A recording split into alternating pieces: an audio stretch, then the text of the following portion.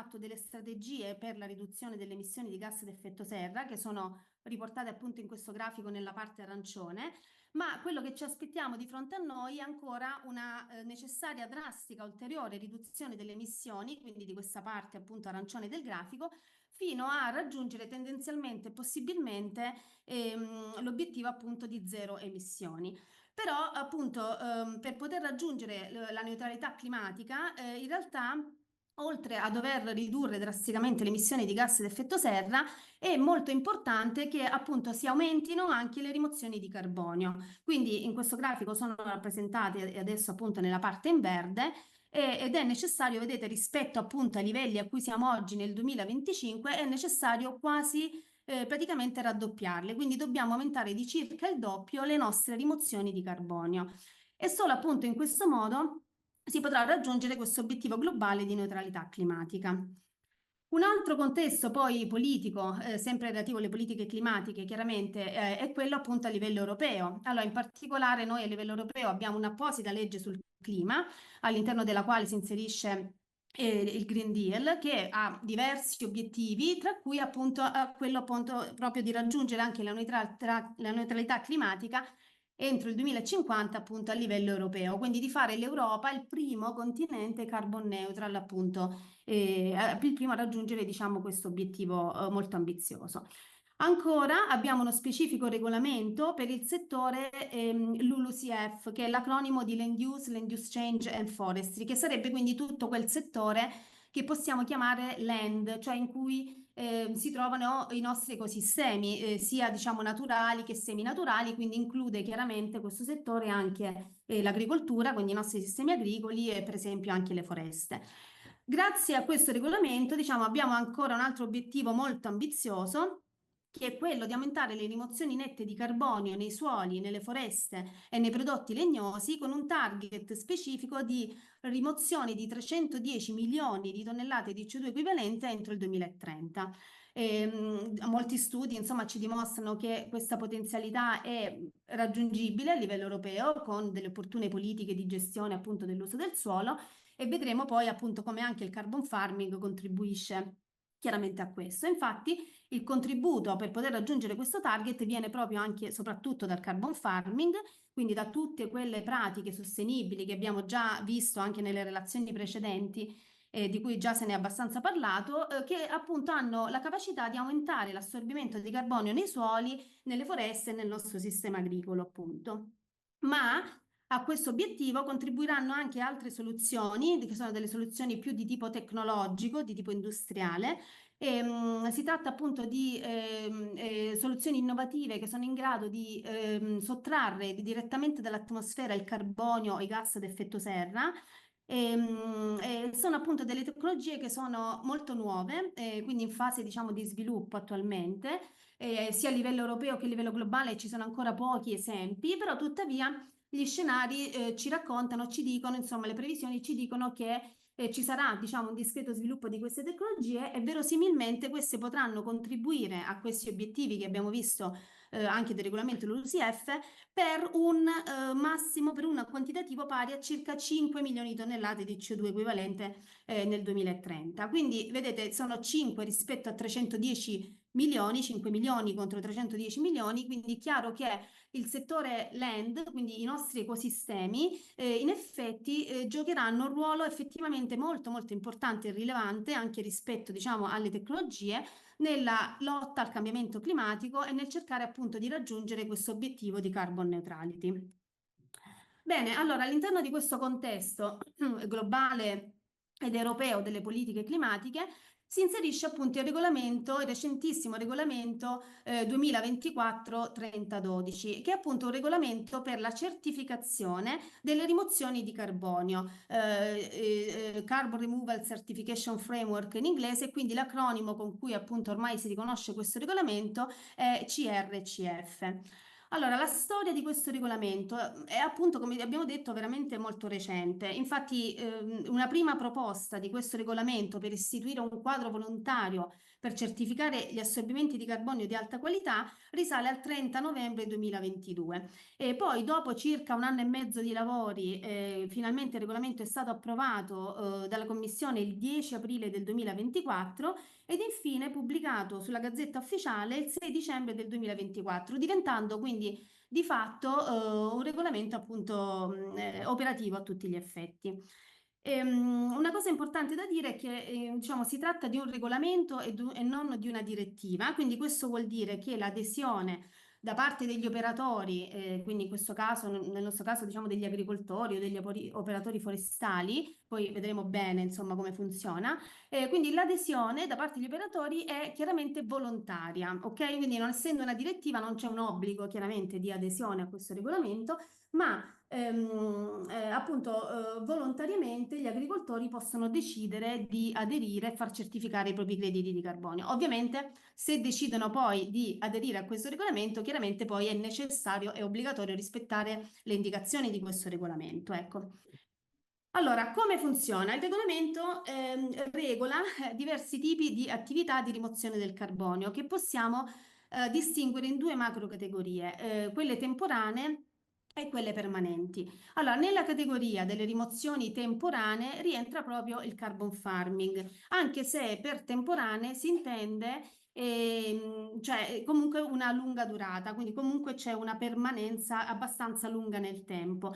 E appunto tra le pratiche di carbon farming, ad esempio, abbiamo tutte le attività di afforestazione e riforestazione o di gestione forestale sostenibile, l'agroforestazione, oppure per esempio tutte quelle pratiche che hanno l'obiettivo di aumentare il sequestro del carbonio nel suolo, come per esempio alcune che sono già state nominate nelle precedenti relazioni, gli inerbimenti, il minor disturbo dei suoli. Rientrano anche tra queste pratiche di carbon farming il ripristino delle torbiere, che è diciamo abbastanza comune in realtà nelle zone più dell'Europa, nord Europa, diciamo, però appunto anche da noi ecco, queste attività che sono chiaramente meno diffuse potrebbero diciamo comportare dei benefici in termini appunto di assorbimento del carbonio, riduzione delle emissioni e poi appunto tutte quelle pratiche appunto finalizzate proprio alla riduzione delle emissioni, come per esempio il minor disturbo dei suoli o la riduzione, per esempio, dei fertilizzanti chimici come quelli azotati.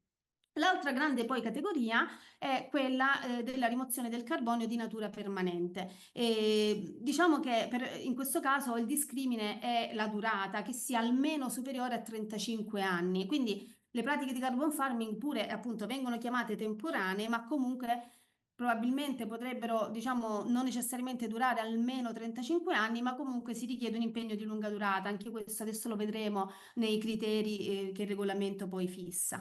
Ecco, allora invece tra quelle di natura permanente, che appunto devono avere almeno una durata di almeno 35 anni, rientrano per esempio lo stoccaggio permanente, quindi si tratta di tutte quelle tecnologie di cattura diretta dall'atmosfera e stoccaggio del carbonio, quelle che appunto accennavamo prima, che in qualche modo anche contribuiranno agli obiettivi di carbon neutrality. O per esempio la produzione di bioenergia con poi relativa cattura e stoccaggio del carbonio e delle emissioni appunto che vengono emesse dalla produzione di bioenergia.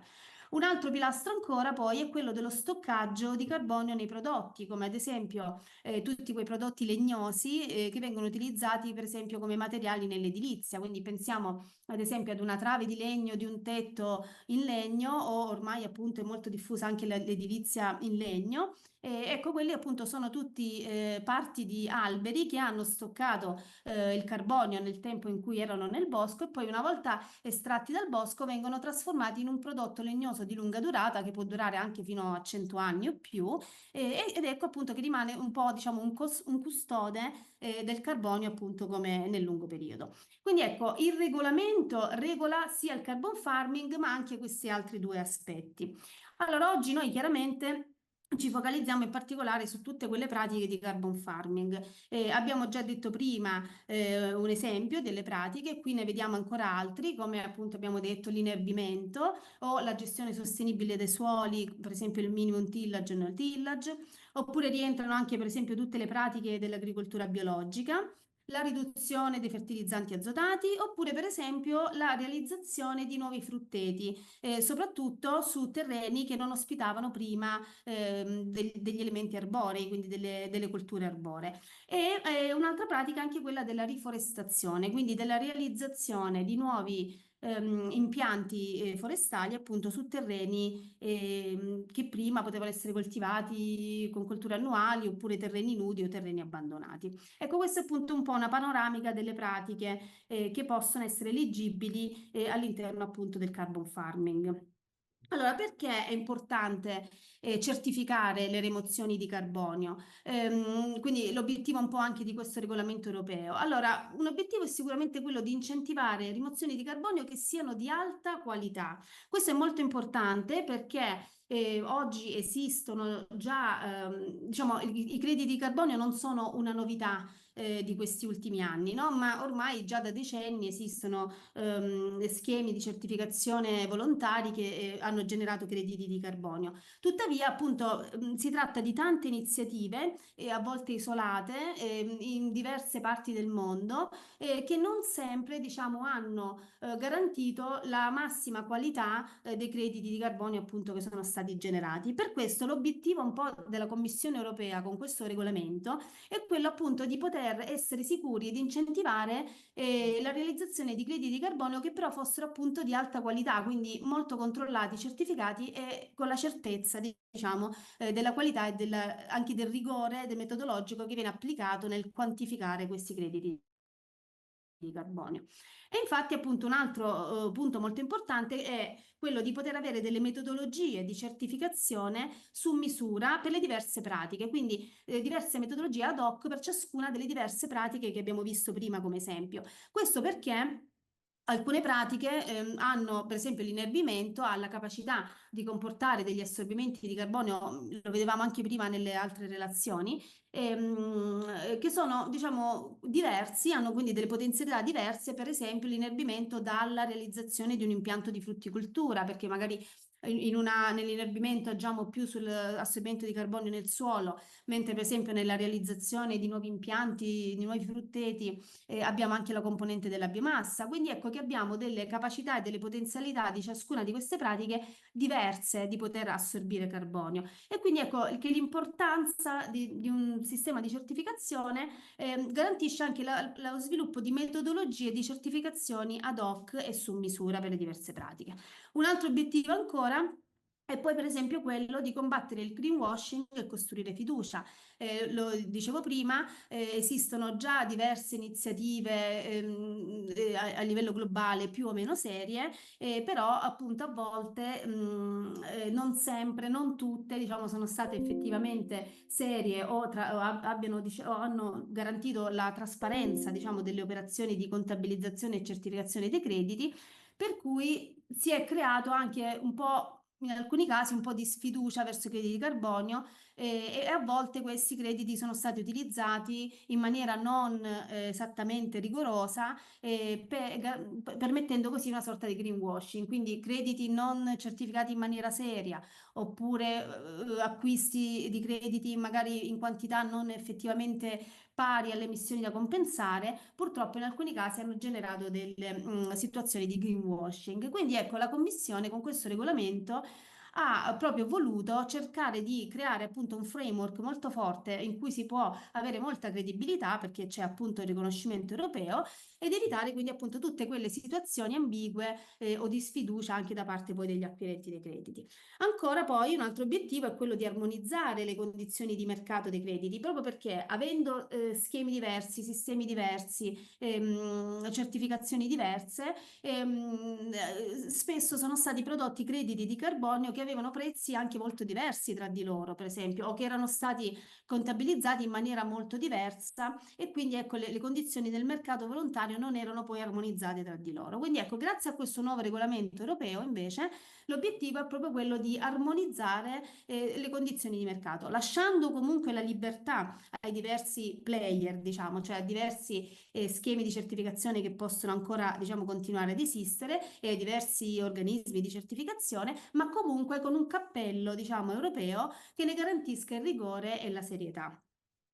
Quindi ecco, veniamo appunto a quelli che sono i criteri che questo regolamento definisce, e questi appunto sono criteri di qualità che hanno proprio, si chiamano quality. Sentiamo più? Non Mi sentiamo, sentite? Mi non senti- sentiamo più. mi sentite? È un po' bassa adesso, vediamo un attimo. Mi sentite? Provi ancora? Mi sentite? Pronto? No, proprio bassa bassa, come se non ci fosse più il microfono. Ma io non ho, diciamo, toccato nulla. Mi sentite? Un istante che facciamo una verifica qua se è tutto a Sì? posto.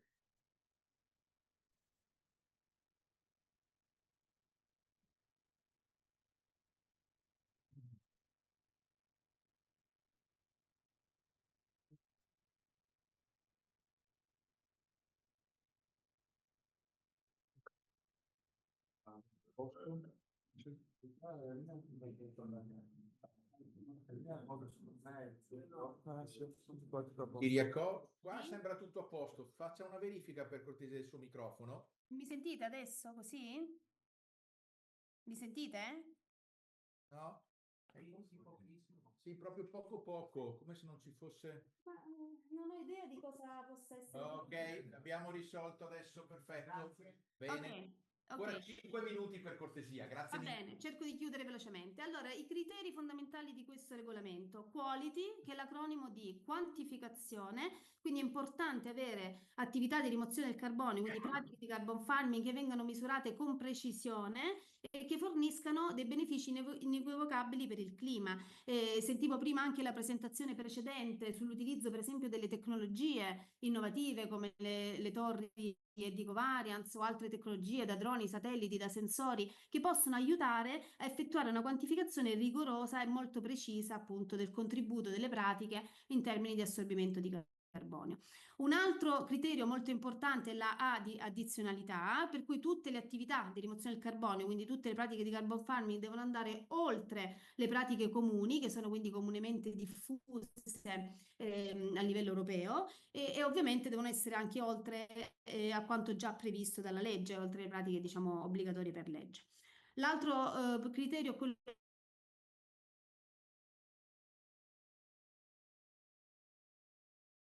essere valutata come permanente o temporanea, e nel caso del carbon farming abbiamo detto che può essere permanente perché le pratiche poi purtroppo sono reversibili, anche a causa a volte di eventi estremi naturali. Pensiamo per esempio a degli incendi che possono colpire un rimboschimento o un nuovo impianto di frutticoltura o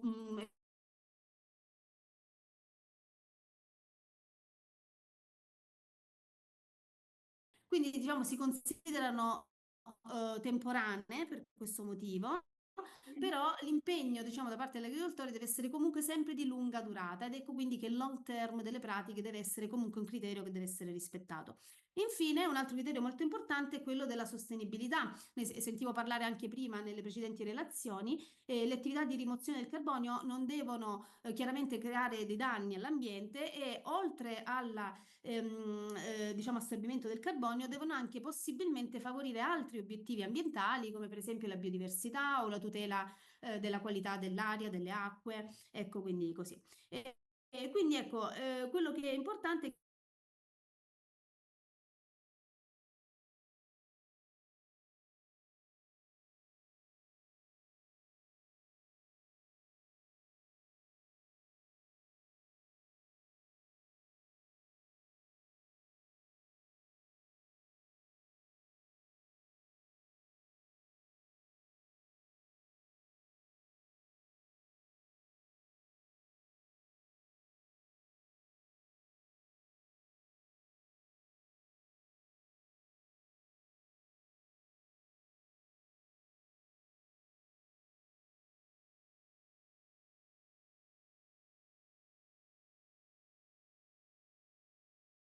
varie istituzioni o vari soggetti pubblici o privati che stanno sviluppando ognuno i propri schemi di certificazione.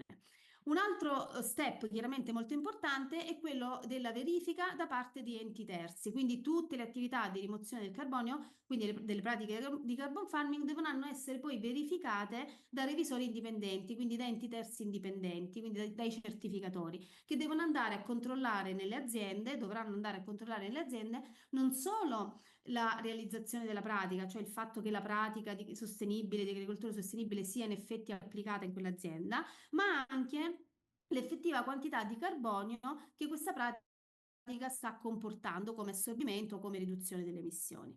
Infine, un terzo elemento molto importante è quello della creazione di un registro. Ognuno degli schemi di certificazione dovrà essere dotato di un registro pubblico, cioè pubblicamente accessibile, delle rimozioni di carbonio. Quindi tutti i crediti di carbonio dovranno essere poi tracciati all'interno dei registri, quindi ogni schema avrà il suo registro per evitare appunto dei doppi conteggi. E è importante che questi registri siano interoperabili tra di loro perché c'è uno step previsto poi nel 2028 da parte della Commissione di creare un unico registro poi a livello europeo. Quindi per il momento i singoli schemi potranno avere il proprio registro, ma è importante che questi registri siano interoperabili perché poi dovranno poi a un certo punto parlarsi tutti tra di loro e confluire all'interno del registro europeo. Un altro punto molto molto importante è che questi schemi di certificazione, che appunto abbiamo detto possono essere sviluppati da istituzioni pubbliche o da soggetti privati, devono essere riconosciuti dalla Commissione e devono essere chiaramente sviluppati in conformità con il regolamento sul carbon farming e appunto una volta riconosciuti poi gli operatori, quindi gli agricoltori, potranno aderire per generare appunto i crediti di carbonio. Quindi per ricapitolare un po' come funziona il meccanismo regolato appunto dal regolamento sul carbon farming. Allora abbiamo detto devono essere prodotti gli schemi di certificazione e adesso c'è chi ce li ha già e chi ci sta lavorando e varie istituzioni pubbliche e private li stanno producendo. Poi l'Unione Europea riconosce questi schemi e sviluppa anche delle metodologie ad hoc per ciascuna delle singole pratiche di carbon farming che questi schemi riconosceranno come eleggibili.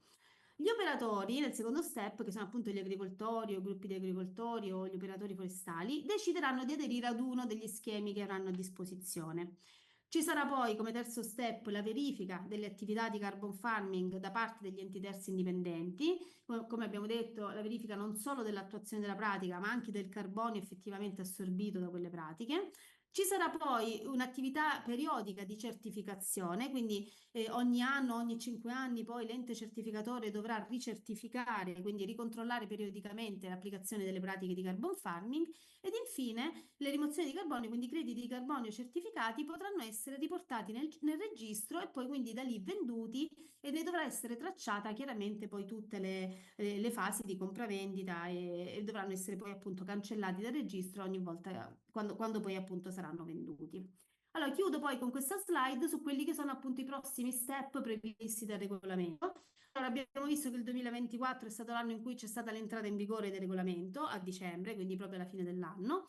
Nel 2025, quindi nell'anno in corso, ci sarà la proposta da parte della Commissione europea delle prime metodologie di certificazione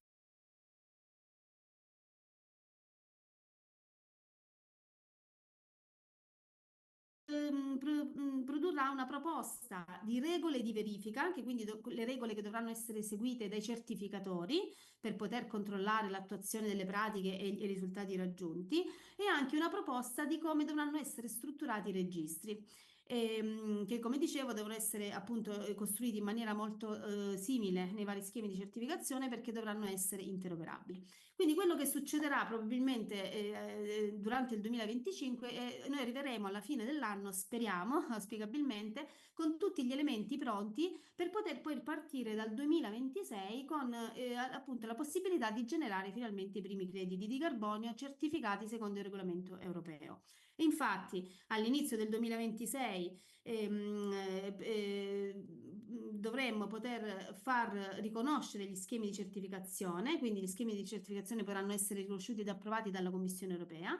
Si potrà quindi finalmente cominciare a rilasciare i primi crediti di carbonio certificati e poi sempre nel 2026 la Commissione valuterà l'eventuale ingresso del settore zootecnico all'interno, diciamo, di tutta questa partita di crediti di carbonio. Infatti attualmente i gas diversi dalla CO2, che sono quindi il metano e il protossido d'azoto soprattutto, che competono proprio principalmente al settore zootecnico, attualmente non sono regolamentati appunto da questo regolamento. Non è possibile attualmente certificare i crediti di carbonio secondo il regolamento UE quando parliamo di metano e di protossido d'azoto. Però, tuttavia, appunto, la Commissione valuterà questa possibilità a partire dal 2026 in poi.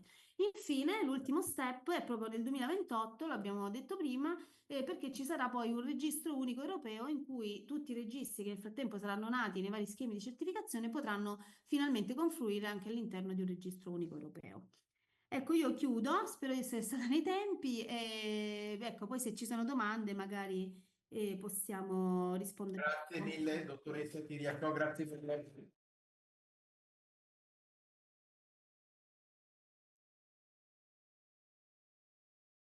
Poi anticipo alla fine, sapete, avete visto nel programma ci sarà un momento di domande e risposte, quindi conservatele, tenetela a mente le domande. Allora, adesso abbiamo dato un'occhiata diciamo, all'evoluzione del regolamento europeo con questa visione, diciamo, 25-28 e abbiamo chiesto anche a IFOAM. IFOAM è la Federazione Internazionale delle associazioni biologiche in Europa, un aggregatore sostanzialmente a livello europeo. Abbiamo chiesto a IFOAM un parere, dicendo ma dove stiamo andando? Qual è l'idea guida e dove sta spingendo IFOAM a livello europeo per quanto riguarda i crediti di carbonio, da una parte, e anche per quelli che sono i cosiddetti servizi ecosistemici, cioè quei servizi che l'agricoltura biologica fornisce in questo momento gratuitamente. E abbiamo chiesto l'intervento di Edoardo Cuoco, che è il direttore di IFOAM Europe, che oggi in realtà è in ferie perché non so per quale motivo c'è una festività a Bruxelles, però voleva in tutti i costi partecipare, quindi ci ha mandato un videoclip in cui ci racconta la sua opinione e quindi un po' le direttive che stanno accadendo in questo momento a livello europeo come IFOAM. Quindi vediamo adesso il videoclip da parte sua. Buongiorno a tutti e a tutte, il mio nome è Edoardo Cuoco. Buongiorno a tutti e a tutte, il mio nome è Edoardo Cuoco, sono il direttore di Farm Organics Europe e sono molto contento di partecipare, anche se solo virtualmente, a questo evento promosso da Naturasia e da Veneto Agricoltura. Quindi un ringraziamento agli organizzatori, un ringraziamento per aver creato uno spazio di dialogo su un tema cruciale per il futuro dell'agricoltura, come riconoscere i servizi ecosistemici e in questo contesto il ruolo dei crediti di carbonio come uno degli strumenti per valorizzarli. Il Farm Organics Europe è attivamente coinvolta qui a Bruxelles nelle varie discussioni politiche. Siamo stati parte del dialogo strategico dell'Europa sul futuro dell'agricoltura, in cui abbiamo contribuito proprio a ridefinire i paradigmi su cui si devono fondare le politiche agricole e alimentari per il futuro. E proprio in questo contesto siamo contenti che il dialogo strategico riconosce il biologico come il sistema di sostenibilità europeo, quindi lo mette veramente al centro, riconoscendo questo importante valore del biologico non solo per ciò che produce, ma anche per ciò che rigenera, come il suolo, la biodiversità, l'acqua e il clima, e anche per gli aspetti socio-economici del biologico, quindi l'impatto che abbiamo nelle aree rurali e nelle nostre comunità. E questo è stato un primo passaggio di un riconoscimento ulteriore del biologico come strumento politico per l'Europa, e un secondo passaggio è stato quello eh, della vision sul futuro, quindi la visione sul futuro dell'agricoltura biologica, il futuro dell'agricoltura e dell'alimentazione europea, pubblicata proprio dal commissario Hansen qualche settimana fa, dove tra le altre c'è una frase che dice che bisogna riconoscere adeguatamente pratiche come il biologico che offrono dei sistemi, dei benefici ecosistemici.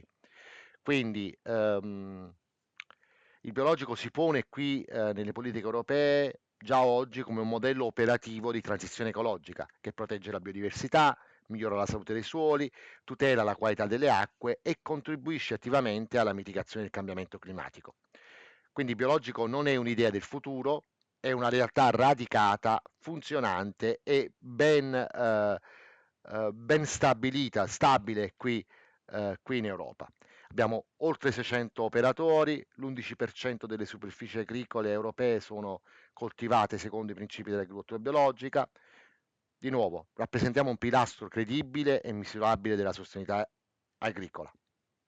E questo è un bene, sicuramente, ma non è abbastanza. Non è abbastanza perché molti dei benefici che l'agricoltura biologica offre in questo momento non sono sempre adeguatamente valorizzati né dal mercato né dalle politiche pubbliche. E quindi proprio in questo quadro si inserisce la sfida o anche l'opportunità dei crediti di carbonio, il nuovo regolamento 2024-3012 sulla certificazione per la rimozione del carbonio crea le basi per uno schema europeo. Ma bisogna stare attenti perché se vogliamo che questo strumento sia veramente efficace e inclusivo, dobbiamo superare alcune criticità fondamentali. In prima criticità è il criterio dell'addizionalità, un criterio che rischia di escludere proprio quegli agricoltori biologici che da anni hanno applicato pratiche virtuose e hanno già accumulato grandi quantità di carbonio nel suolo. Quindi c'è bisogno sicuramente di un approccio che riconosca anche il mantenimento degli stock che sono già stati accumulati dai nostri agricoltori e non solo il sequestro aggiuntivo. Eh, Serve anche che gli schemi per carbon sequestration non trascurino i co-benefici, perché il biologico sequestra sì carbonio, ma come dicevamo prima, lo fa aumentando biodiversità, proteggendo e migliorando la qualità delle acque e rigenerando i suoli. Quindi tutto questo va assolutamente integrato in un metodo di certificazione per i crediti di carbonio e non da sottovalutare comprendere i costi di monitoraggio, verifica e transizione di questi schemi che sono spesso proibitivi, in particolare per piccole e medie aziende biologiche. E qui dobbiamo trovare delle soluzioni che siano accessibili e scalabili e esplorare quanto più possibile, cosa che già abbiamo fatto con la Commissione in passato, esplorare quanto più è possibile come l'attuale sistema di certificazione per il biologico possa anche servire come sistema di certificazione appunto per i crediti di carbonio. Noi siamo pronti a contribuire allo sviluppo appunto di uno schema di carbonio per il biologico, siamo pronti a farlo con voi e con tutti gli altri attori che sono nostri soci e nostri diciamo così, stakeholder con i quali collaboriamo. Quello che deve essere chiaro nella vostra discussione, secondo me, di cui dobbiamo essere anche orgogliosi, è che il biologico porta già con sé dei dati, delle conoscenze, delle esperienze pluriennali.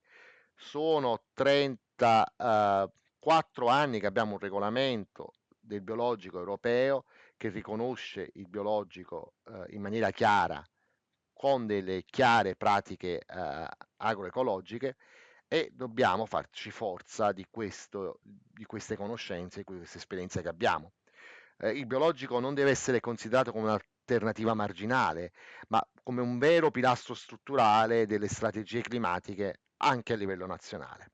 Quindi il mio invito è che questo incontro sia, diciamo così, l'inizio di un tavolo di lavoro collaborativo che metta al centro non solo i crediti di carbonio, ma i servizi ecosistemici e il valore trasformativo dell'agricoltura biologica. E vi auguro buon lavoro, mi duole non essere con voi in Italia, avrei avuto piacere di essere con voi in presenza e mi auguro vedervi presto e attendo con ansia i risultati di questa giornata di lavoro. Bene, buona giornata a tutti e buon lavoro ancora. Ciao.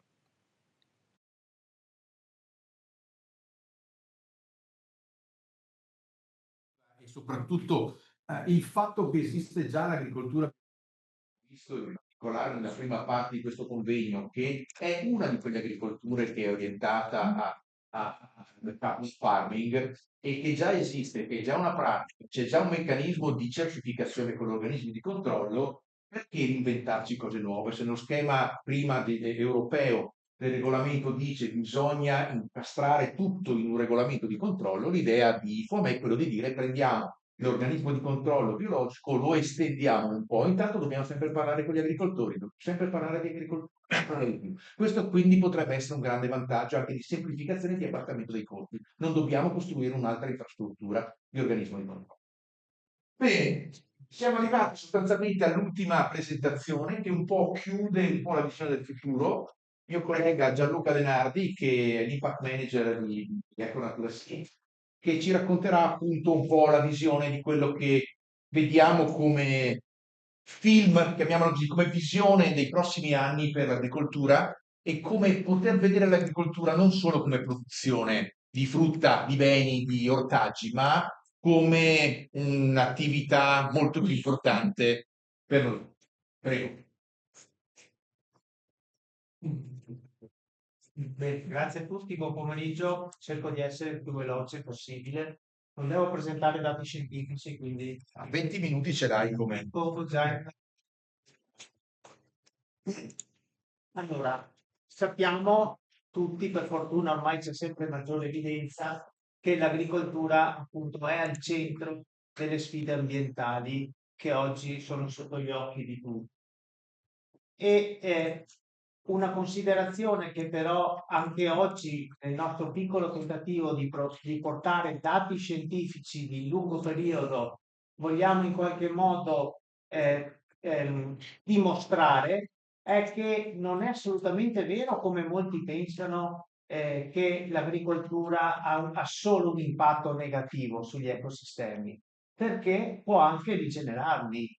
E questa possibilità è esattamente il lavoro concreto, quotidiano, che fanno ogni giorno gli agricoltori di agricoltura rigenerativa, biologica e biodinamica. E quindi è chiaro che la necessità fondamentale da sempre, ma ormai sempre più per il futuro, è quella di capire come si fa ad ottenere un riconoscimento economico proprio per questa attività di rigenerazione.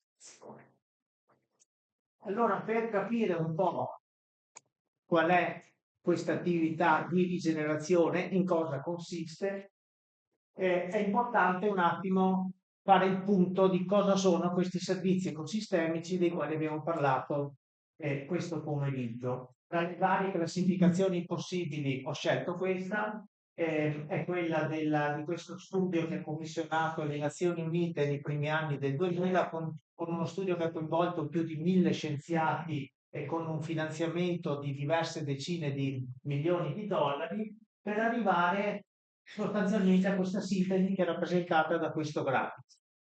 E la cosa interessante che mi preme sottolineare in questo grafico è che, come vedete, la produzione di cibo è esattamente solo una delle tantissime cose che può produrre e che effettivamente producono gli agricoltori di agricoltura rigenerativa, biologica e biodinamica.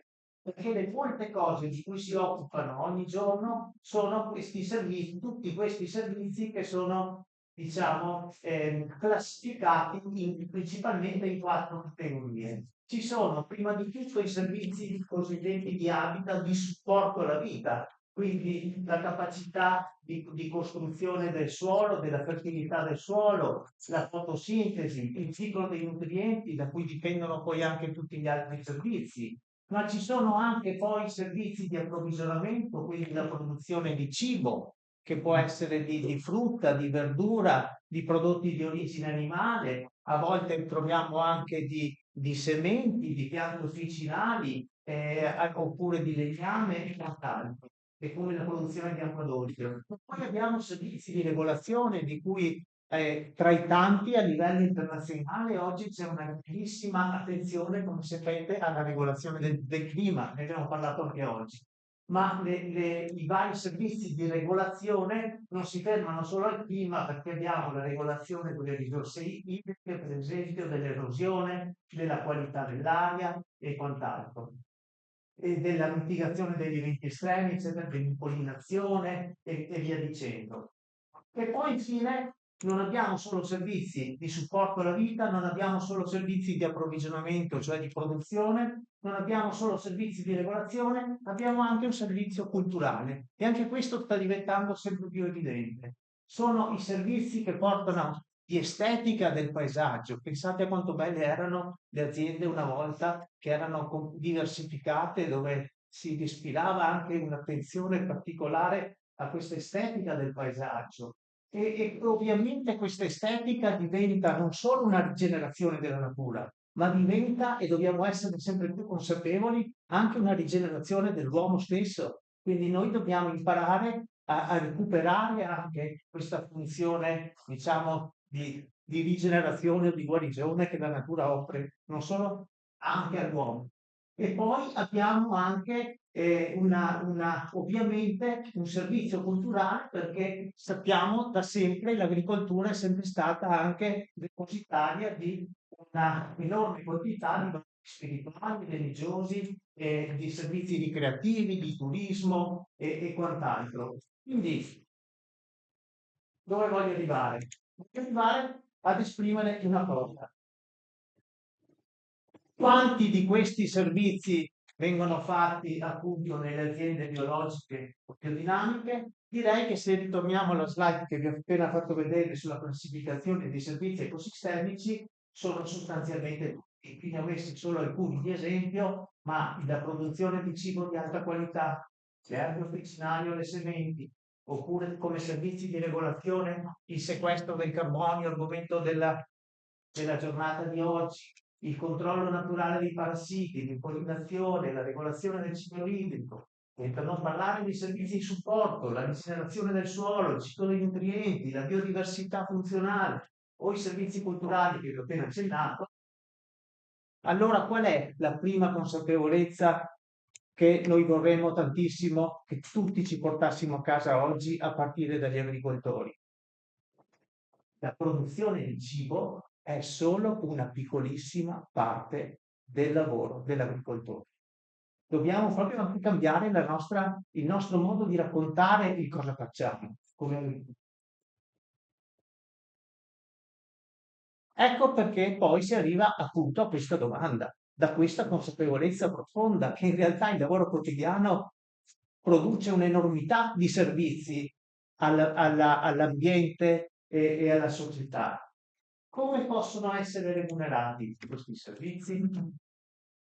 Fino ad oggi i 4 strumenti principali, che poi in realtà per la maggior parte si limitano al primo strumento, qual è stato? Sono state le certificazioni ambientali, il prodotto che siamo alla certificazione del biologico, del biodinamico, che giustificano un posizionamento di prezzo più alto in modo da poter raccontare anche allo scaffale, al consumatore, che la ragione di questo prezzo più alto è proprio questa maggiore qualità.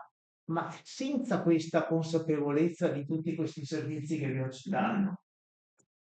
E in piccola parte chi, diciamo, è stato non solo più furbo, ma direi ha saputo anche cogliere queste opportunità che piccole ma oggi già ci sono e sono presenti, però è anche difficile a volte coglierle e poter anche partecipare a queste opportunità. Sono sempre in grandissimo sviluppo oggi i sussidi agricoli all'ecologia, per esempio della PAC in Europa, e stanno aumentando fortemente le assicurazioni verdi, quindi premi anche a rischio ridotto per gli agricoltori biologici e che comunque portano questi servizi ecosistemici, e anche la finanza verde sta avendo e i fondi etici stanno avendo un grande sviluppo. Noi stessi come azienda, come Natura Sì, stiamo cercando di raccontare ai nostri consumatori anche quanto cerchiamo di dare all'agricoltore, in modo che nel bene e nel male raccontiamo con trasparenza che l'agricoltore ha assolutamente bisogno di una giusta remunerazione per fare questo lavoro, che è il lavoro che vi faccio vedere prima, e non è solo produzione del cibo. E quindi quali sono altri almeno 4 strumenti che potremmo usare nel prossimo futuro se cominciamo a prendere consapevolezza di tutto questo lavoro? Uno è il cosiddetto true cost of food, il vero costo del cibo, sul quale la FAO negli ultimi 2 anni ha lavorato e ha prodotto con degli studi che hanno coinvolto centinaia di stati in tutto il mondo, e sostanzialmente qui ve l'ho riassunto in un esperimento che già a livello europeo esiste. Market ha provato per una settimana a raccontarlo. In cosa consiste? In una misurazione scientifica, l'abbiamo visto oggi pomeriggio, dei servizi ecosistemici, dando poi a questi servizi una valorizzazione economica. Ecco che quindi anche noi un domani ci piacerebbe poter raccontare che dietro una passata di pomodoro, dietro un prodotto ortofrutticolo e quant'altro, c'è un contributo esplicabile ed elencabile dei vari servizi ecosistemici che ogni giorno i nostri agricoltori producono. E quindi ecco perché abbiamo un determinato prezzo. Ma poi cosa abbiamo? Ne abbiamo parlato oggi, avete visto questa grande opportunità del mercato del carbonio, ma si comincia a parlare nel mondo anche di mercato della biodiversità, e poi da molti anni già in realtà esistono, ma diventano sempre più importanti anche i cosiddetti PES, cioè questi pagamenti di vario tipo, adesso lo vedremo velocemente, per i servizi ecosistemici. Però già vi introduco qual è la condizione necessaria per poter avere anche queste opportunità di reddito per l'agricoltore. Serve, abbiamo visto oggi pomeriggio, che questo è un risultato che dobbiamo portarci a casa, serve una misurazione, un monitoraggio, una trasparenza per fare in modo che tutto ciò che abbiamo a raccontare e misurare sia certificabile, trasparente, verificabile e quindi potremmo dire in sintesi scientifica. Vi ho portato 3 esempi concreti di questi appunto PES, di questi pagamenti di servizi ecosistemici. In Italia già è attivo il progetto Large Carbon Farming, che in realtà è a livello europeo, che riguarda appunto la vendita di crediti di carbonio in un mercato volontario e va in qualche modo a pagare, a sostenere pratiche di agricoltura rigenerativa, di cover crop, di compost, di rivalutazione del suolo. Ma vi ho portato l'esempio del Costa Rica, ma se guardate, andate a guardare pagamenti per servizi ecosistemici, ne trovate un'infinità di esempi in tutto il mondo.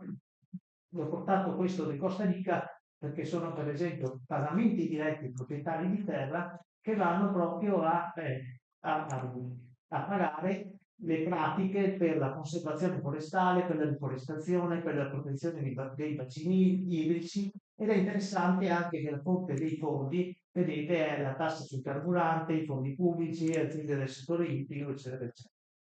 Oppure in Inghilterra, interessante questo schema è l'EMS, Environmental Land Management, che va a pagare in questo caso le attività e le azioni incentivate sulle siepi, sugli habitat per i pollinatori, sulla gestione sostenibile del suolo, finanziato da fondi pubblici del governo.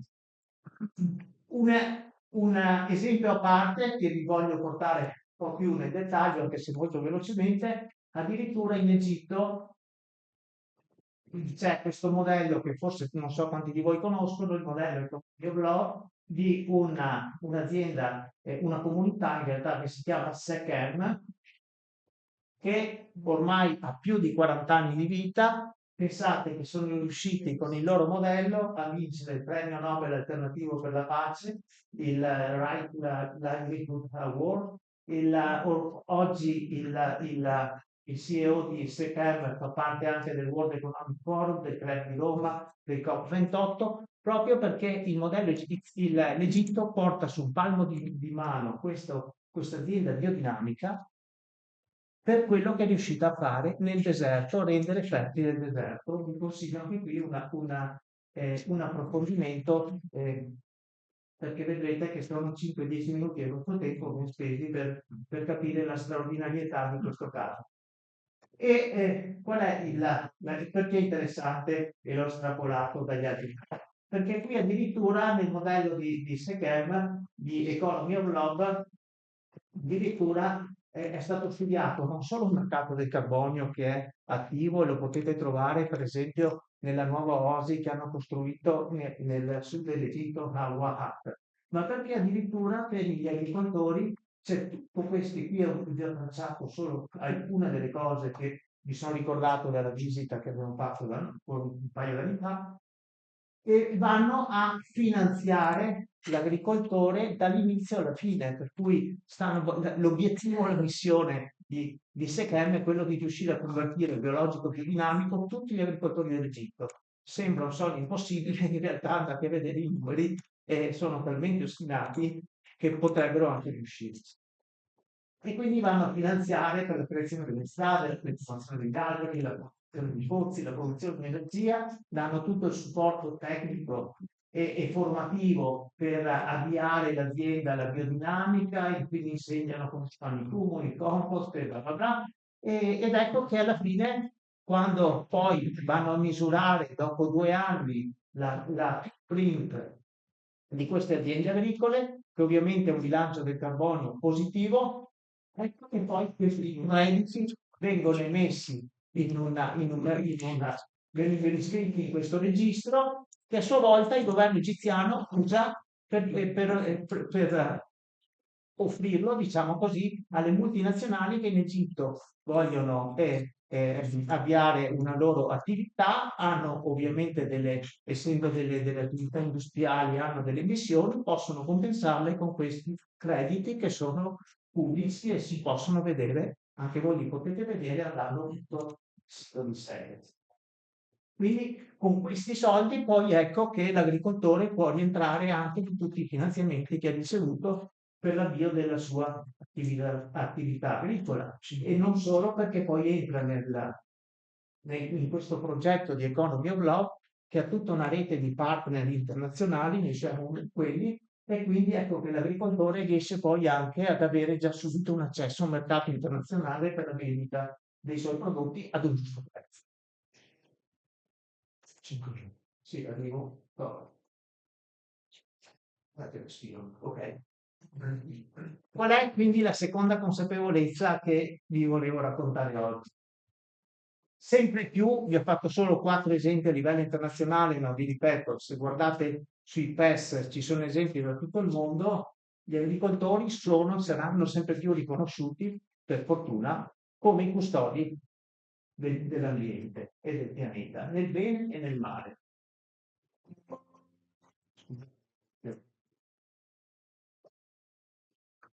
E una dimostrazione di questo, ritornando alla nostra Europa e alla nostra Italia, è per esempio il nuovo regolamento dell'Unione Europea sul ripristino della natura, sul Restoration Law, che parte da un'evidenza oggettiva. 4 evidenze oggettive: oltre la metà del PIL globale dipende dalla natura e dai servizi che essa fornisce, oltre il 73% delle colture alimentari globali dipendono dagli impollinatori, il 40% del territorio mondiale è degradato, con un valore stimato che già supera i 50 miliardi di euro l'anno, e i nostri sistemi alimentari globali sono responsabili dell'80% della deforestazione, del 70% dell'uso di acqua dolce e sono la principale causa della perdita di biodiversità terrestre. Allora, cosa ha previsto questo nuovo regolamento, anche questo dell'anno scorso, molto recente? Serve obbligatoriamente un ripristino della natura in tutti gli Stati Uniti, che devono presentare entro il 2026 dei piani nazionali di ripristino, ma ovviamente proprio perché le scadenze sono così strette e il regolamento è già operativo, già oggi ci sono fonti di finanziamento, adesso ne vedremo alcune, che sono attive in fase di programmazione per sostenere l'attuazione dell'energia. L'obiettivo, ve l'ho già detto, è questo ripristino, che deve essere di almeno il 30% delle aree degradate entro il 2030, ma il 90% entro il 2050. Articolo 11 di questo regolamento, che parla proprio degli ecosistemi agricoli. Cosa dice? Quali sono queste pratiche di ripristino degli ecosistemi agricoli? Beh, accenna proprio allo stock di carbonio organico nei terreni, così come accenna per esempio al ripristino della biodiversità. Torniamo alle nostre aziende biologico-biodinamiche. Ovviamente, data la consapevolezza da cui siamo partiti oggi, le aziende agricole biologiche e biodinamiche sono naturalmente allineate agli obiettivi di questo nuovo regolamento europeo, e quindi ovviamente, se siamo, usatemi il termine, curvi e strutturati soprattutto, potremo avere un accesso preferenziale ai fondi e vantaggi strategici. Quali sono i fondi ad oggi? Ho provato a fare una una panoramica velocissima. C'è tutta la PAC che è già in funzione con gli ecoschemi, con i piani di sviluppo rurale, si sono già attivi i programmi LIFE Horizon Europe con cofinanziamenti fino al 60%, esistono fondi nazionali e regionali, alcune regioni italiane si sono già attivate per piani orientati alla rigenerazione ambientale, ci sono strategie regionali per la biodiversità e poi ci sono accessi tramite partenariati e reti che prevedono appunto dei gruppi operativi di cui mi pare di aver capito uno è anche in Fragri. Qual è quindi la terza consapevolezza e mi avvio alla chiusura? Serve una contabilità certificata dei servizi ecosistemici. Se vogliamo cogliere queste nuove opportunità di finanziamento all'agricoltura, dobbiamo tornare a casa con questa domanda di come poter anche nella piccola azienda, anche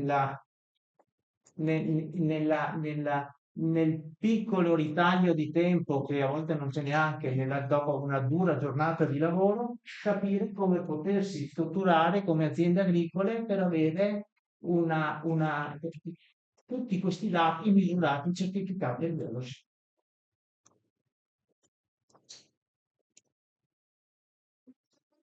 Quali sono quindi i 5 punti con i quali vorrei concludere? Siamo in questo momento storico cruciale che nonostante sia tutto in discussione, nonostante sembra che si voglia ricambiare tutto e che non importi nulla, in realtà queste leggi esistono, i regolamenti internazionali europei esistono e gli stati in qualche modo devono comunque attuarli, quindi siamo veramente in un momento di svolta in cui questi servizi ecosistemici ormai stanno diventando evidenza, sono evidenza scientifica già da decenni, da oltre 20 anni, e oggi cominciano pian pianino, spero anche con la giornata di oggi, a entrare nella consapevolezza anche comune delle persone. Serve questo riconoscimento economico che ovviamente, potete capirlo, è la chiave fondamentale per la transizione economica, perché altrimenti, scusate, ce la raccontiamo, e quindi può diventare un'opportunità unica per i produttori biologici e biodinamici che hanno sempre sofferto un mancato riconoscimento economico per il lavoro che fanno. È chiaro che servono strumenti semplici, trasparenti, accessibili e meccanismi di remunerazione che valutano adeguatamente anche la complessità del vostro lavoro. Altrimenti c'è ovviamente il rischio che prevalgano dei modelli semplificati, quindi una nostra speranza, anche come Natura Sì, è proprio anche quella, per esempio, sull'opportunità dei crediti di carbonio, di metterci dentro la testa, di essere tutti noi coattori di questo cambiamento per presentare uno schema di certificazione nostro che proprio tenga conto di tutte le complessità del nostro modello. Grazie.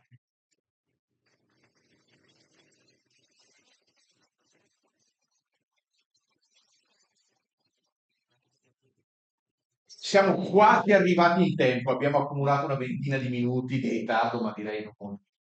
Allora, quello che vorrei fare, se siete d'accordo, per chiudere un po' il lavoro, noi avevamo proposto di fare una tavola rotonda, quindi portare con una tavola adesso gli oratori, almeno quelli presenti, perché così remoto complicato, e utilizziamo questo momento per fare alcune domande, magari alcune le faccio io e alcune le fate anche voi, in modo tale che c'è lo spazio chiaramente di chiarezza. Ok? Se siete d'accordo faremo così. Direi una ventina di minuti, dopo invece partiamo per quanto riguarda le visite aziendali. Ok, allora chiederei a Gianluca per cortesia. Bene, Lorenzo non so dove sia andato. Allora, Andreas.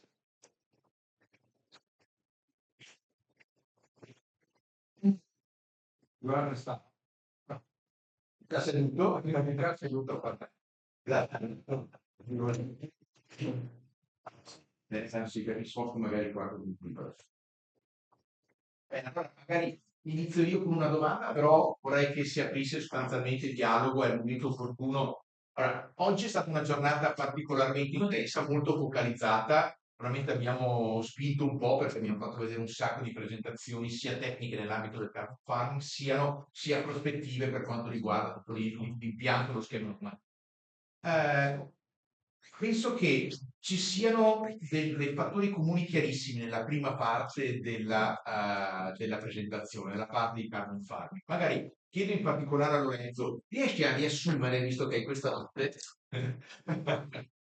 un attimo quali sono i fattori chiave, nel senso quelli che sono imprescindibili, che trasversalmente, in tutte le presentazioni che abbiamo visto nel proprio modo, sostanzialmente hanno rappresentato. Sì, allora mi sembra che un primo fattore sia per dare sostenibilità, quindi mantenere il potenziale produttivo dei terreni, sia necessario restituire la sostanza organica ai terreni. Quindi la differenza, come Sorberti, ma era un punto comune di tutte le presentazioni, è quello di in qualche modo restituire la sostanza organica ai terreni e che la qualità della sostanza organica fa la differenza. Altro risultato che si è emerso. E quindi direi che questo messaggio, perché abbiamo anche visto perché c'è stato questo crollo della sostanza organica dei terreni della nostra regione, non solo nella nostra regione, significa nella grande parte delle aree coltivate d'Europa, di sicuro, suppongo, per gli elementi che io ho a disposizione in molte altre parti del mondo, sia lo stesso problema. Questo succede per due grandi motivi, proprio per la rottura dei cicli della sostanza organica e per la mancanza di pacchetti di pratiche agricole effettivamente sostenibili. Lascio il terreno nudo molti mesi all'anno, inevitabilmente io avrò perdita del principale fattore produttivo, il terreno stesso, il problema dell'erosione. Noi facciamo un esempio, noi da veneti della parte bonificata del nostro territorio, abbiamo ovviamente un sistema, senza un sistema idraulico di scolo efficiente noi non esisterebbe. Non esisterebbe l'agricoltura e non esisterebbe neanche il città. Con la palla troppo alta. E in questo noi vediamo quando piove dai nostri fossi, i canali, viene fuori l'acqua marrone. Allora, il marrone non è un caso. Diventa marrone perché lo strato più prezioso del terreno, quello superficiale, viene portato via dalla pioggia perché non è coperto, non c'è un sistema, ci sono dei test molto semplici, per esempio lo Slake test, che noi anche a livello promozionale utilizziamo molto, che dimostrano che come un terreno ben strutturato, con buona sostanza organica, non si scioglie in acqua e quindi l'acqua nel vaso in cui mettiamo quel terreno rimane limpida. In un terreno invece non strutturato e quindi assoggettato all'essere diventa in pochi secondi di lavare. Grazie. Ok, lasciamo bene, mano suave. Grazie, chiedo svolgere una considerazione sulle relazioni presentate e le conoscenze pluriennali che sono state portate dalle NARI come dalle ricerche svolte da FIBER e anche da CREA di San Polo riflettono realmente una situazione produttiva agricola rispondente al modello biologico. E vorrei ricapitolare due punti fondamentali, secondo me, sia del modello svizzero con le relative differenze. Il modello svizzero che si basa comunque sul sistema sulla rotazione di 7 anni, 2 anni di cura da pesce, di servizio agroecologico, fino in Italia a trovare un modello convenzionale di 7 anni, quando magari vediamo chi fa la cura per 6 anni, 6 cicli di pestimia in un anno, o 3 cicli di ginocchio frutti, no? Quindi è già un modello avanzato, sebbene semi-intensivo. No? Abbiamo visto una cosa molto importante nel bilancio del composto, dove erano positivi 2 sistemi Biodin 2 e Biolv 2, cioè quelli che prevedevano un maggior apporto di sostanza organica. Il biodinamico era superiore perché probabilmente parte da un compost risultato immaturo, oltre che apparati e di applicazione biodinamica che fanno la differenza, però quello era che si è dimostrato positivo, cioè che si guadagna carbonio nel suolo. Di contro, il progetto del CREA, che corrisponde all'agricoltura più piccola e più intensiva, perché pensando che le culture negli anni, su 4 anni di rotazione c'erano 6 colture da reddito e 3 di isolation. E si è visto che l'input delle unità di azoto partiva da negli anni 200 unità di azoto, detto 400, 400, 100, e si è ridotta a 150. Cioè il suo ragionamento è stato: io devo concimare reddito, fiori, uva, gnocchi, era una cultura anche pienza che girava nella rotazione. Entrambi i sistemi sono arrivati alla stessa conclusione, cioè laddove c'è un buon apporto di sostanza organica, quella che il prof. Urano diceva che deve formare nei terreni, si hanno i risultati interessanti. Addirittura il dottor Montanelli ha calcolato la curva di regressione di quanto CO2 hanno il suo studio. Però noi ce la raccontiamo bene, tutte le aziende della nostra filiera sono perfette, cioè eseguono realmente quello che è il modello del biologico, e quindi sanno che i produttori agricoli possono confermare che loro producono con questi apporti organici. Però si pone il problema che è una sfida, che il problema è l'affidabilità del sistema di certificazione.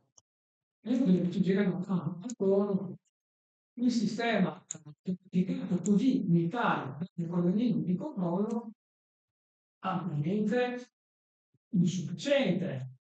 Non viene considerata il bilancio dei nutrienti nella rotazione. La rotazione spesso non c'è, ho visto gente che faceva fragola su fragola. Il sovescio spesso è segnato fuori da parte, poi il cammino lo da mandare al cavallo. No? Se andiamo a guardare le unità di azoto distribuite, non corrispondono alle esportazioni. Allora, come fa a uno produrre 800-1000 quintali di pomodoro per ettaro quando distribuisce industriale, per esempio, o mais, che so, 200 quintali, 250 quintali di cavolfiore per ettaro venduto, quando distribuisce o registrato sulla carta poche unità, decine di azoto organico, perché vuol dire che realmente quella che non corrisponde al livello biologico su cui si sono basati gli studi del professor Andreas e del dottor Panelli, corrisponde ad una mistificazione, perché realmente la cultura certificata italiana come biologica si basa sull'urea, sul fatto ammonico e tanto cosilico, perché manca questo tassello della certificazione, del controllo del bilancio chimico. Che cosa ha comportato entrambe le considerazioni dei due biennali? E dopo un po' di anni la sostanza organica aumenta. Ma guardate un po', chi fa agricoltura biologica veramente la sostanza organica aumenta.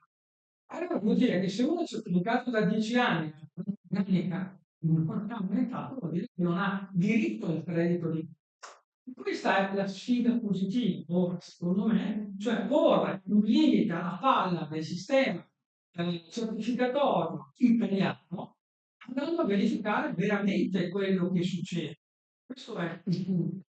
E quindi, Ora 30 secondi.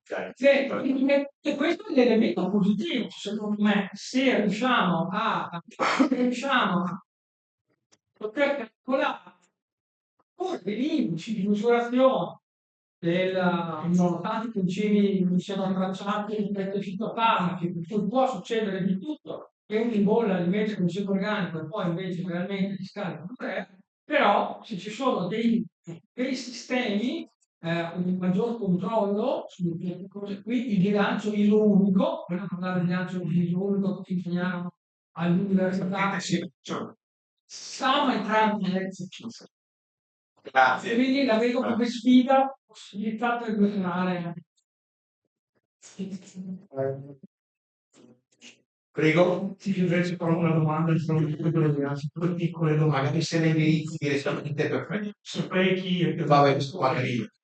forse non sei natura sì, comunque per voi di natura sì che avete organizzato questa bella iniziativa.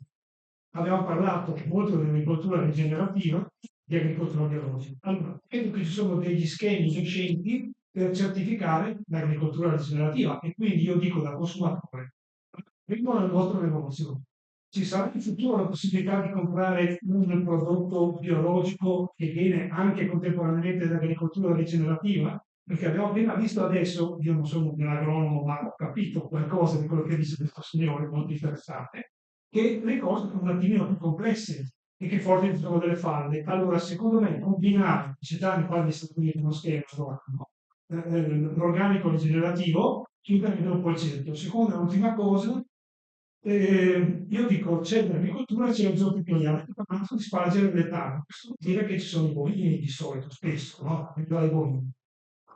Facciamo del bene al terreno, però mettiamo del metano. Allora, anche qui bisogna un po' chiudere il cerchio, cioè parlare soltanto di carbonio, senza considerare, abbiamo accennato, qualcuno di voi l'ha accennato, le emissioni di altri gas serra ha dei forti limiti, quindi speriamo che questo anche l'Europa realizzi una cosa più integrata e che anche da questo punto di vista si possa certificare che l'azienda agricola nel suo complesso cerca, ci sono già dei metodi di ridurre anche le emissioni di metano, perché quella è una cosa Però magari prima do risposta io, poi lascio a voi un secondo. Allora, per quanto riguarda sì, novità da sempre che lavoriamo, siamo partiti anche prima che si definisse il prodotto biologico, okay, prima del 91. Quindi abbiamo colto la normativa sul biologico e ancora più quella sul biodinamico, quindi normativa inteso come regolamento e lo schema di controllo e di certificazione come degli elementi appunto importanti ma da migliorare, diceva Soapi. Rigenerativo cos'è? In questo momento la nostra percezione è che è uno scatolone molto articolato in cui è difficile trovare le linee guida. Noi siamo più dell'idea di andiamo avanti con quello che c'è, cerchiamo di migliorare. Se poi dal rigenerativo ci sono delle cose interessanti, saremo i primi a inserirlo, a aiutare anche il normatore o lo schema di certificazione a inserire questo. Reinventarci una cosa dopo aver fatto 34 anni di esperienza, 34 anni di esperienza, reinventarci un'altra cosa che costa nuovamente è meglio prendere adesso e migliorare, piuttosto che reinventare. Questa è un po' la percezione. Invece per quanto riguarda la seconda domanda, magari lascio. Qual è la seconda domanda? No. Sul CHC. Prego, se mi concedi. La domanda era sulla natura sì, quindi io riporto come una persona. No, giusto, però io penso che sia da dare una risposta sì. Allora, oggi una definizione di agricoltura rigenerativa non c'è. Non c'è univoca e sulla indeterminatezza ci si sguarda e ci sono le operazioni greenwashing. Esatto, purtroppo. Troppo è così e lo vediamo. C'è stata una conferenza a Roma il 6 maggio proprio su questo tema, perché ci sono stati diversi casi in Europa e quindi di cose poco trasparenti. Così che e sono effettivamente dannose. Io concordo sul fatto che sono dannose perché promuovere con quella definizione pratiche che sulla base delle conoscenze attuali hanno una bassissima probabilità di essere efficaci nell'aumentare il carbonio, nel ridurre i gas climalteranti, eccetera, eccetera, vuol dire creare danno, che vuol dire che dopo si penserà che le pratiche sostenibili in realtà non funzionano, ci si troverà di fronte all'incertezza generale di tutti i consumatori finali, eccetera, eccetera. Quindi, per essere seri, io quindi condivido il pensiero di Fausto, per essere seri dobbiamo avere definizioni serie. E quella che io vi ho presentato è la nostra definizione. Noi ci atteniamo a quello. Se voi avete visto il nostro protocollo che noi abbiamo definito agricoltura conservativa, flessibile, olistica o sostenibile, diciamo così, non ho usato volutamente il termine rigenerativa proprio per non essere ambiguo, perché purtroppo assistiamo a queste cose. Allora, quelle cose che sono dentro il pacchetto hanno una base scientifica, hanno anche una sperimentazione di lungo periodo alle spalle e hanno un potenziale, se fatte bene, di produrre i risultati attesi. È chiaro che se io non faccio quelle cose o ne faccio solo faccio all'interno del pacchetto delle cose che hanno un effetto e faccio anche delle cose che hanno l'effetto contrario, e chiaramente non posso ottenere i risultati. Qua potrei fare gli esempi, ma non voglio rubare. Prego. What about the Greenhouse gases. greenhouse compounds from organic agriculture, biodynamic, and the other. Yeah. Well, in the field where we have our system board that don't allow the pollution of the emissions from the cows themselves, but they are important. So we need to have this included someday. But I think the important part, the more important part is the industrial fertilizer, industrial nitrogen that comes into the system and is producing a lot of nitrogen emissions. And we need to think about it when we talk about climate change scenarios. We need to reduce the emissions. In the same time, we have to work on increasing soil carbon as a carbon capture strategy. Sì, la risposta è loro non hanno ancora incluso e dovrebbero includere anche la componente, diciamo, di emissioni date dalla base tecnica, che sicuramente sarebbero da includere. Loro non l'hanno sostanzialmente ancora fatto, però lui sottolinea il fatto che non andiamo a focalizzare tanto gli animali, cosa producono. Andiamo a vedere gli effetti negativi di tutti i fertilizzanti chimici, che secondo lui sono molto più importanti da inquadrare all'interno di questa equazione complessiva. In sintesi, se vuole.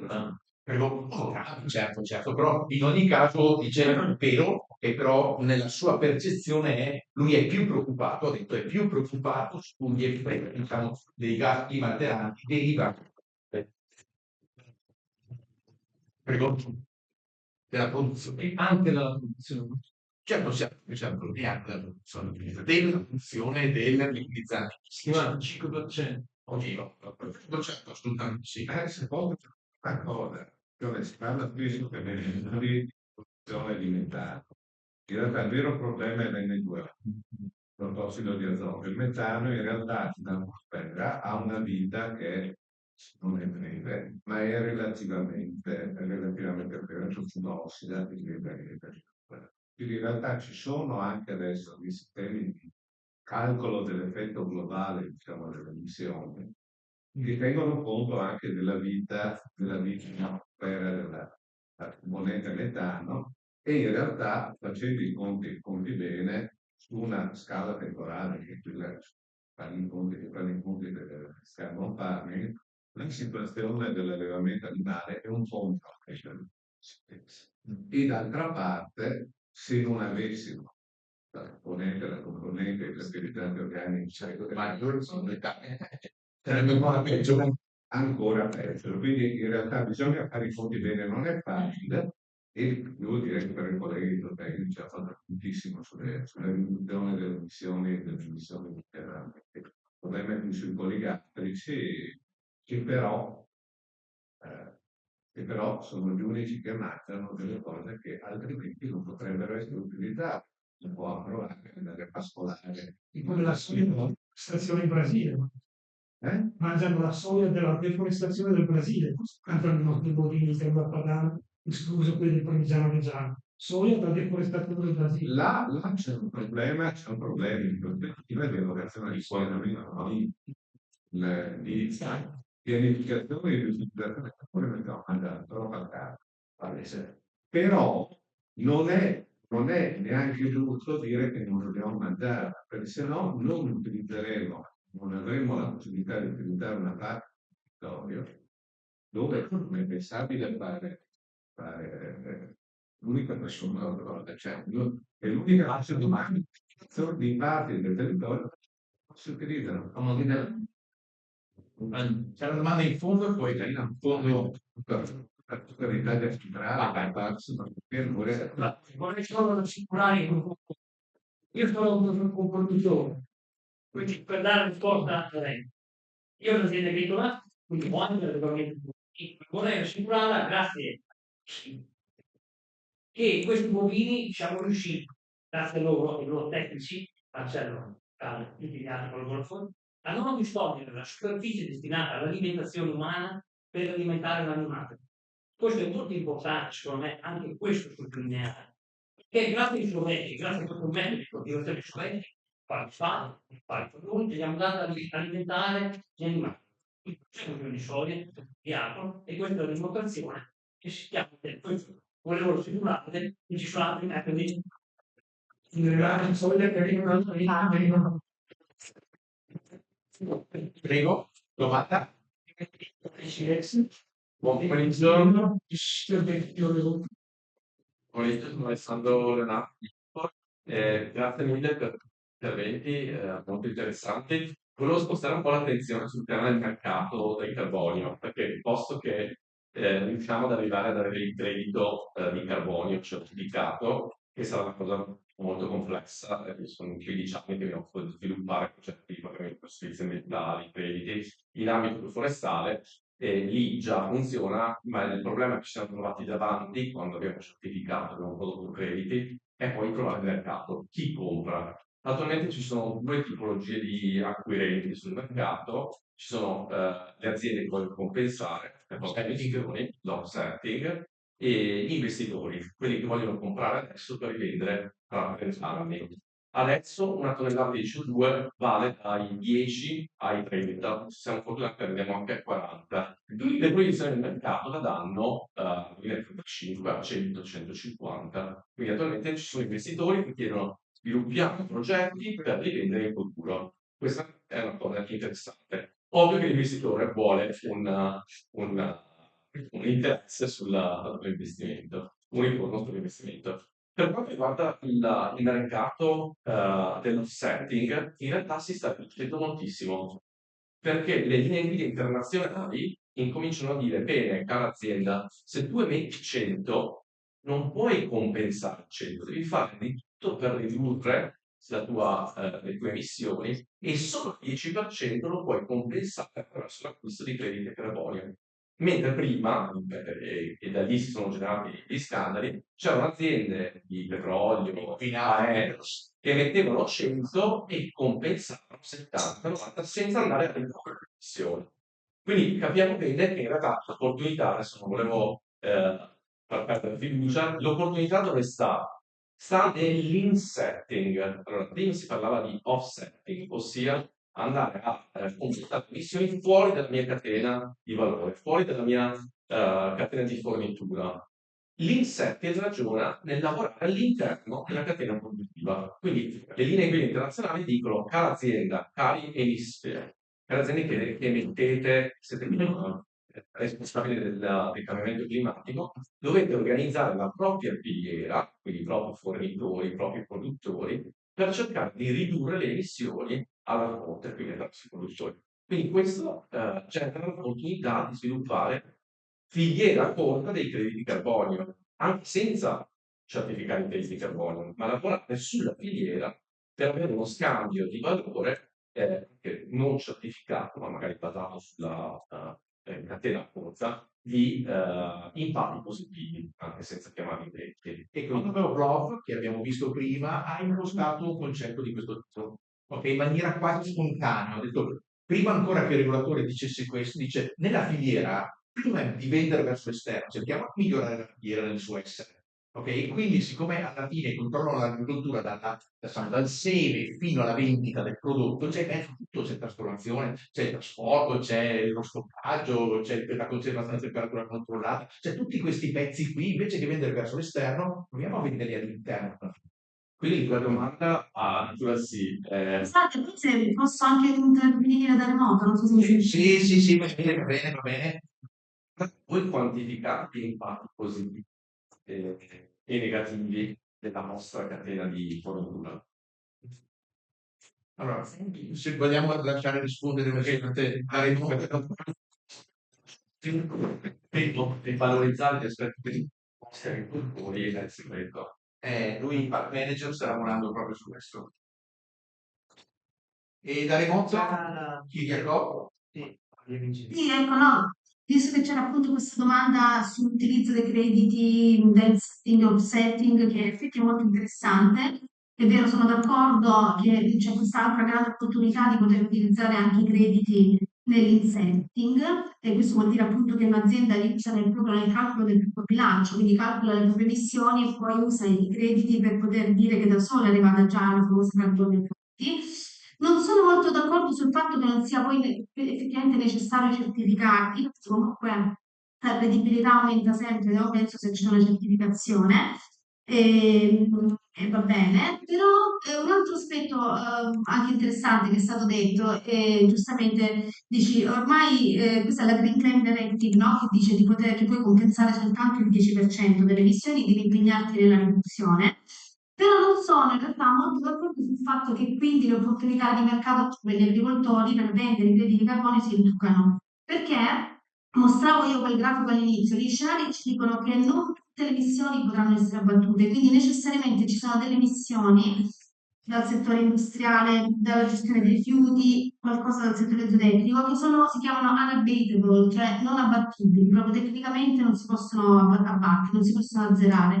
Quindi in realtà, come vi facevo vedere lo schema, se noi comunque non raddoppiamo i removals, gli assorbimenti, quindi da parte del settore agricolo, forestale, non raggiungeremo quel netto zero. Quindi matematicamente in realtà c'è spazio per poter usare tutti i crediti, addirittura il doppio di quelli che oggi sono disponibili già potenzialmente, ok? Questo matematicamente.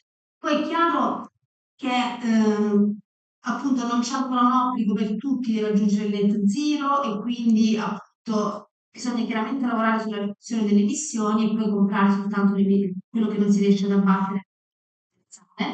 È un discorso di mercato complesso, però appunto in realtà matematicamente, proprio scientificamente nei modelli e negli scenari che vediamo, in realtà lo spazio ci sarebbe. Quindi io continuo a vederla sinceramente come un'opportunità per gli agricoltori, che possono quindi vendere i crediti, troveranno spazio probabilmente di vendere i crediti a prezzi più alti di quelli che sono attualmente, di 30, 40, che dicevamo, si proiettano prezzi maggiori. Quindi è una piccola opportunità per gli agricoltori di integrare anche il loro reddito agricolo, diciamo, con un'integrazione appunto aggiuntiva, con un reddito aggiuntivo. E anche questo, non per fare polemica al collega Filippo, giusto? Però è interessante quello che dici, però secondo me sono valide entrambe le opzioni, sia l'insetting che l'offsetting. Concordo, se posso rispondere. Il setting in realtà non è necessaria una certificazione, poi la certificazione è sempre benvenuta dall'attività, perché semplicemente che se un'azienda lavora all'interno della propria filiera non ha bisogno della terziabilità per confermare questo, ma concordo che Ma se uno mette in etichetta io sono carbon neutral, io credo che sia ben certificato, no? Va bene, grazie. Tante, grazie. Per 2 domande. Dai, via. Vai. Forse così, mancava a tavolo, forse finanza. Oh, alla fine sono che le aziende che hanno un po' più di possibilità, ma anche dell'onere dei soldi.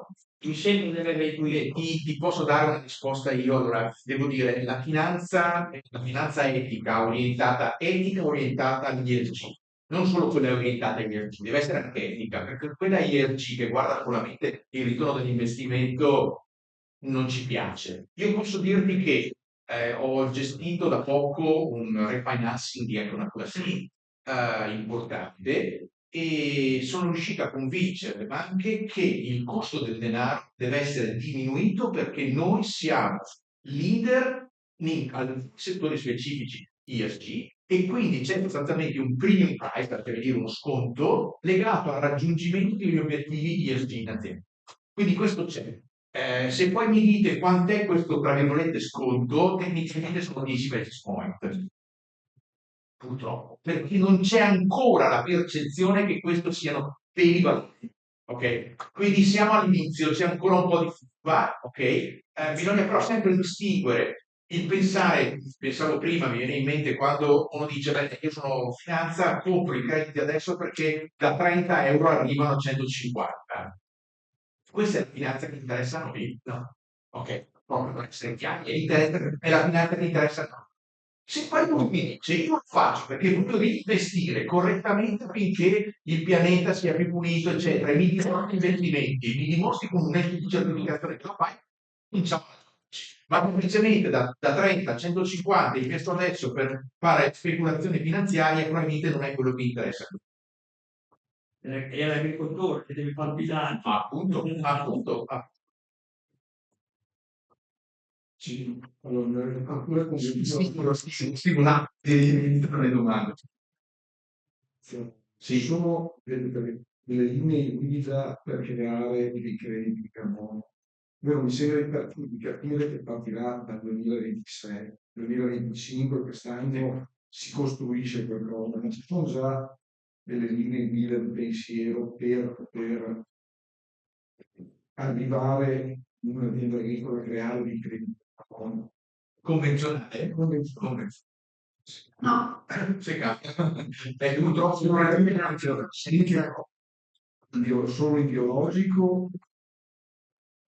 Lasciamo parlare dopo una cosa. Sì, prego, da remoto. Sì, allora nell'agricoltura convenzionale è molto difficile perché appunto i crediti di carbonio provengono da pratiche sostenibili, quindi diciamo quello che abbiamo nominato, insomma, non so se chiamata rigenerativa, ma comunque quello che ho elencato, e quindi ci devono essere delle pratiche che sono in grado di aumentare gli assorbimenti di carbonio e ridurre le emissioni di gas a effetto serra. Nell'agricoltura convenzionale è molto difficile, bisogna applicare quelle pratiche che dicevo, di innervimento, di non-tillage, ridurre i fertilizzanti azotati, ecco questo. Quindi per queste pratiche ci sono diversi schemi di certificazione che stanno nascendo, quindi ecco, rivolgendosi magari a soggetti privati, pubblici, istituzioni che stanno lavorando su questo, si possono già avere delle indicazioni, si possono iniziare diciamo, a capire. Un altro concetto fondamentale è che non è necessario che le pratiche siano applicate ex novo in questo momento, ma se sono pratiche come l'inervimento che l'azienda già applica da molti anni, ma si considerano addizionali perché appunto sono ancora superiori alle pratiche comunemente diffuse come appunto quelle convenzionali, sono già eleggibili. Questo è molto interessante.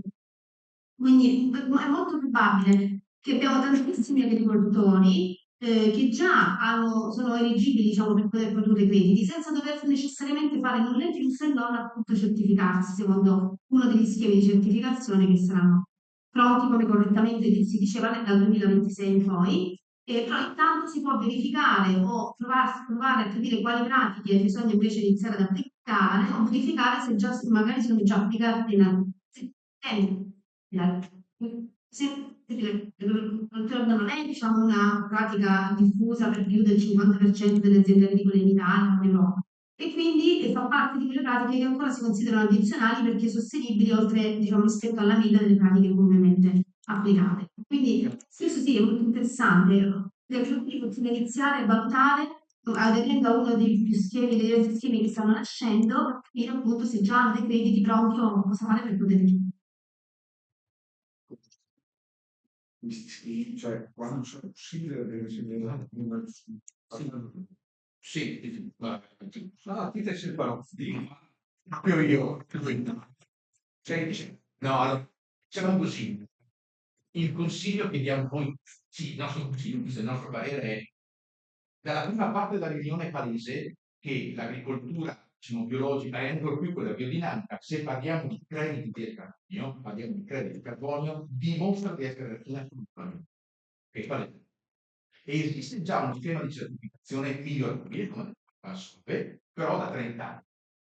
Noi vorremmo estendere questo organismo di controllo con delle regole che aggiunga al controllo biologico e biodinamico anche quello dei prezzi. Quindi non dico a costo zero, ma a costo limitato, che in qualche maniera è già su body che già funziona. Quindi questo vuol dire, se uno entra nel meccanismo biologico, ha la certezza che dal punto di vista agronomico, biologico, dinamico, porta risultati per il carbonio, ha la certezza, a breve, verosimilmente il nostro obiettivo, di avere un organismo di controllo già presente nel biologico che estenda anche questa capacità. Quindi non bisogna andare a generare altre cose, altre costi. Si prende all'interno del pacchetto del biologico. Questo è indispensabile. Questa è la nostra visione, non necessariamente quella giusta, questa è quello che noi. Allora lo dico io. Allora, innanzitutto siamo partiti oggi dichiarando che il convenzionale non produce, noi lo conosciamo adesso, non produce crediti di carbonio, anzi li riduce. Quindi non ha senso, diciamo, fare questa. Al momento, se poi il convenzionale diventerà qualcos'altro, perché oggi il convenzionale è quello che comunemente facciamo adesso. Il convenzionale tra 20 anni, quando ci saranno le mie ceneri, sarà un convenzionale diverso. Magari una regola sì. E quindi poi il convenzionale che ha descritto Andreas è un convenzionale con le cover crops. Spiego? Quindi il convenzionale suo è già un convenzionale nelle due versioni. Una versione non era così male, ma perché suppongo io non era così male? Non era così male perché già era un pacchetto con degli elementi concentrati e sostenibili. Quindi, allora noi abbiamo detto, andando con ordine e con un po' di logica, noi abbiamo uno standard che è il convenzionale che abbiamo sempre conosciuto e che ho descritto, quindi è definito. Se prendete la mia presentazione, c'è una sola descrizione. E ovviamente poi dietro a quello che io vi ho presentato c'è un protocollo di 40 pagine. Se uno vuole, poi si va nel dettaglio più spinto e si capisce meglio. A questa base abbiamo detto ci devono fare due cose: ridurre le pratiche che bruciano, il PIS, che è una componente in realtà ancora anche dello schema. Cioè, quindi possiamo migliorare anche il pacchetto biologico facendo una tecnica che sarebbe più difficile che questa parte qui. Quindi, e dall'altra parte fornendo sostanza organica. Come la forniamo questa sostanza organica? Questa sostanza organica la forniamo e c'è una quota di allevamenti che, se vogliamo sfruttare la fotosintesi, è utile, perché nei prati di montagna è la soluzione migliore che posso avere per sfruttare quella sostanza organica, quella fotosintesi, cioè una biomassa che viene prodotta dalla fotosintesi. Ma dopo la mia fonte sono tutte le strutture di copertura e là ho un'ampia scelta. Quella è biomassa. Abbiamo visto stamattina, e altre ricerche lo dimostrano, che tutto quello che sta sotto, e soprattutto importante, è l'apparato radicale, la biomassa radicale, e tutto quello, ogni volta che faccio, invece di lasciare nudo il terreno e portare via tutto, quello è come apportare sostanza organica. Se io lo faccio ben programmato, in una rotazione intelligente, io sto usando un tot di livestock, di equituba, li sto producendo in quel modo. L'ultima battuta, professor Berti, che cerco di essere molto veloce. Sarebbe un errore enorme escludere il convenzionale dall'unico convenzionale ovviamente. Certo, è vero che il biologico è da un partito che va in però all'interno del convenzionale piace lo dico più tanto ma di cultura consultativa con ottimi risultati in quei terreni in pianura nelle zone una di per il convenzionale. Cioè, il problema è che l'agricoltura è perché è chiaro che il biologico ha una classificazione, ha una classificazione, ma non è convenzionale, è conservativo. Quello che ti tengo il mondo non è biologico, non è sì, non è che concetti i campi sono campi. Dipende quello che fai. Se tu anche in Italia di convenzionale perché non biologico ha certe pratiche, può spiegare benissimo delle chiamiamo, esiste un convenzionale assoluto, che è quello che abbiamo fatto fino ad oggi. Vogliamo fare una convenzione. Esiste un sostenibile che non è biologico, non è neanche biodinamico, che può, e lo abbiamo già dimostrato anche noi nel nostro piccolo, può produrre carbone. Sì, io mi dico il luogo. Però si chiama convenzionale, almeno se non ci capiamo bene, è una questione solo terminologica, è solo no, sì. Lo convenzionale che noi dobbiamo la nostra definizione l'agricoltura di uno pensiero e pensiero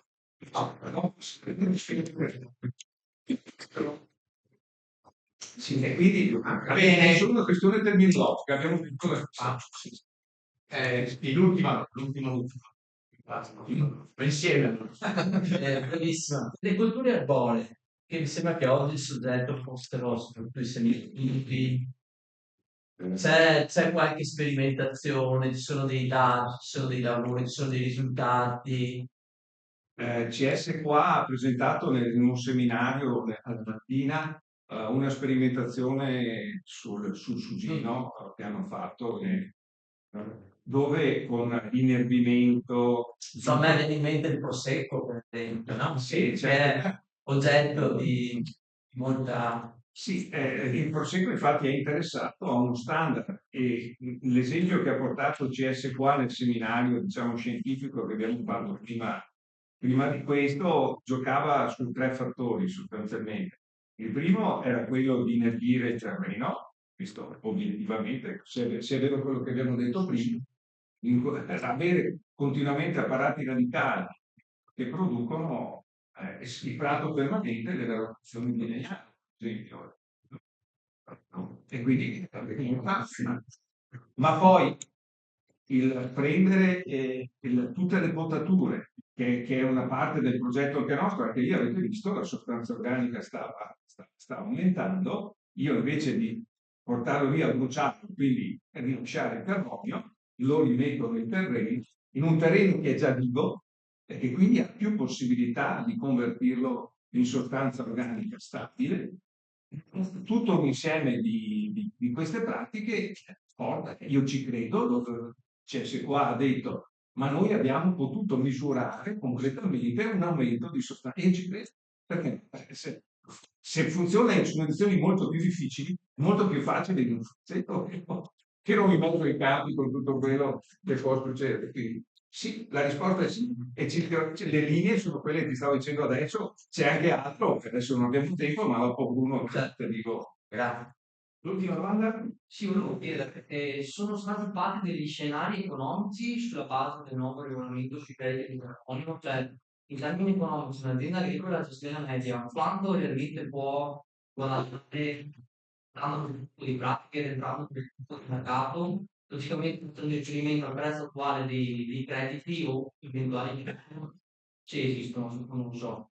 E una considerazione personale, non capisco perché continuiamo a parlare di agricoltura biologica come se fosse quella che parte da un livello più alto, quando invece un'agricoltura convenzionale, integrata, fatta bene, potenzialmente è molto più sostenibile di una biologica. L'agricoltura biologica è una certificazione, punto. L'agricoltura è una e la gestione del suolo dovrebbe essere unica, che è quella che dovrebbe condividere i temi di cui abbiamo parlato oggi, questo è il mio personalissimo parere.